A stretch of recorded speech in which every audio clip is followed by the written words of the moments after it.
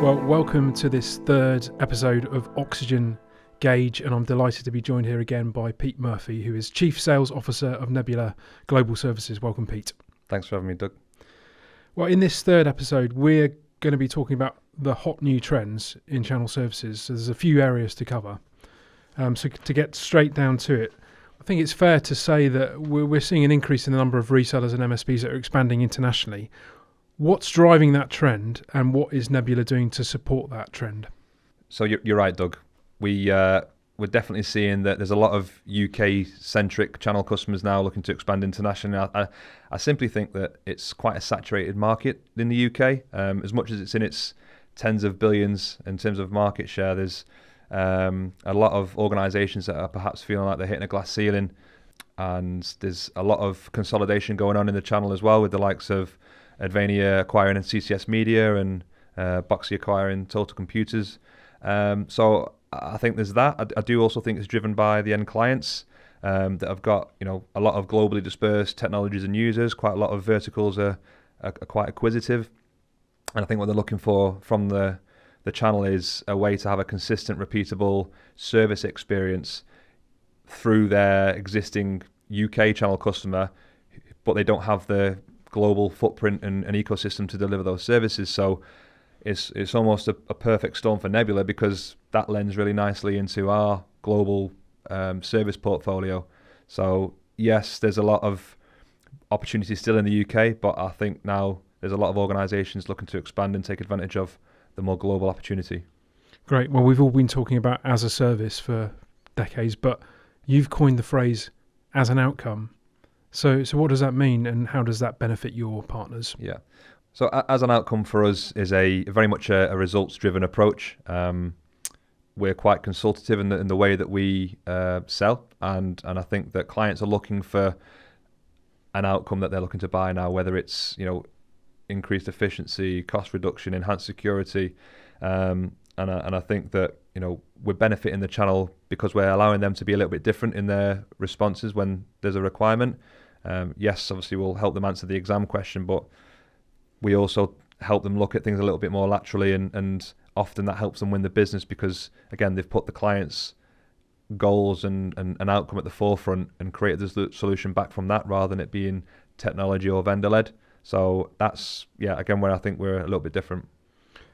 No, great. And let's talk about another major trend, return to office. It was a big topic out at Canalis in October. They were flagging it up as one of the 2 or 3 big opportunities for the channel. And if you look at it, Amazon have ordered their staff back into the office 5 days a week. I think Dell have done something similar with their inside sales, or part of their workforce, certainly. And we're also seeing it in the channel, but among the customers too.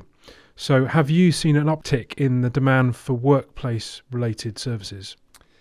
Absolutely. The work from home or in office debate is another conversation, but from the demand that we're seeing now through the channel, it's clear that there's a lot of organisations now driving users back to the office, and from an opportunity perspective, yes, that's driving lots of network migrations. There's lots of wireless refreshes. There's collaboration spaces that need building. There's obviously cyber and physical security that's as important as ever, with more users going back to the office, and IoT.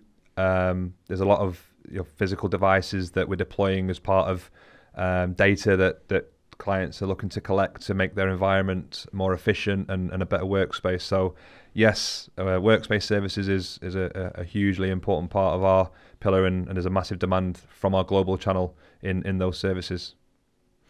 No, great. And also at Canalis in October, Steve Brazier, the co-founder, his keynote in the morning was quite doom laden, and I think he said something like, "You won't be smiling by the end of the presentation." He basically called time to 30 years of hardware growth for the channel. Said we're not really seeing many new categories of hardware coming through. It's going to grow low single digits at best. It's a flat market. So, he was also suggesting that the hardware-oriented partners in the room should diversify. So is that what you're seeing too? And what can a channel services provider like Nebula do to help traditional hardware resellers pivot their business in this kind of market?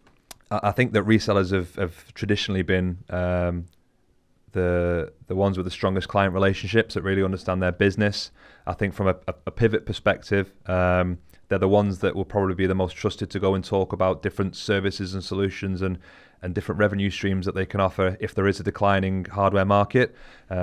I'm a services guy, so having that conversation, we'll have to trust the experts. But with regards to how they can pivot and drive more value, there's definitely the resellers have the trust of their customers to go and talk about solutions that again can be high value, high margin for the channel customer, but really drive some important value in for the client, and again driving the outcomes that they need.